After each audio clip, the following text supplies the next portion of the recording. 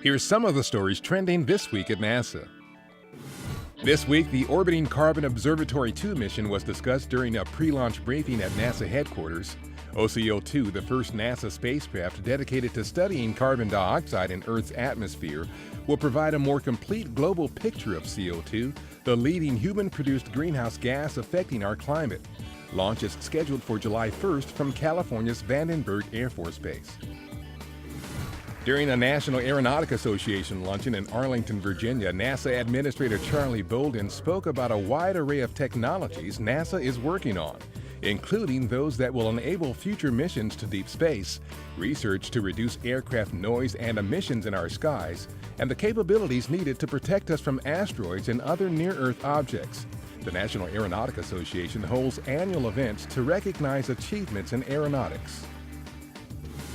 NASA astronaut Mike Hopkins visited the National Institutes of Health in Bethesda, Maryland, to discuss his recent mission on the International Space Station and the research being conducted aboard the station in human biology, life sciences, and other areas, including NIH-funded investigations.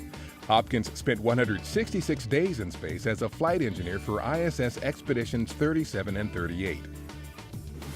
The Russian Progress cargo ship that previously undocked from the ISS in late April to test an upgraded rendezvous system has finally departed the station for good, separating from the station as the two spacecraft passed over Mongolia.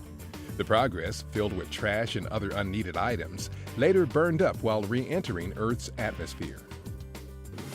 NASA and Lockheed Martin engineers have installed the largest heat shield ever constructed on the Orion spacecraft crew module, a major milestone on the path toward Exploration Flight Test 1, Orion's first space flight targeted for early December. The heat shield is made with a coating called AVCOAT, which protects the crew module from the extreme heat of re-entry into Earth's atmosphere and the cold of space. 18 robotics teams from across the nation participated in NASA's 2014 Sample Return Robot Challenge at Worcester Polytechnic Institute in Massachusetts. Robots in the competition were designed to locate and retrieve geologic samples from wide and varied terrains without human controls. The challenge is meant to encourage innovations in automatic navigation and robotic manipulator technologies. Innovations from the challenge may improve NASA's capability to explore a variety of space destinations.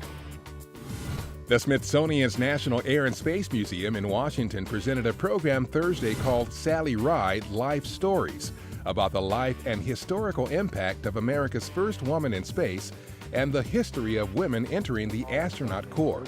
On June 18, 1983, Ride became the first U.S. female astronaut in space when she launched on Space Shuttle Challenger's STS-7 mission. Ride passed away in 2012. And that's what's up this week at NASA. For more on these and other stories, follow us on social media and visit www.nasa.gov/twan.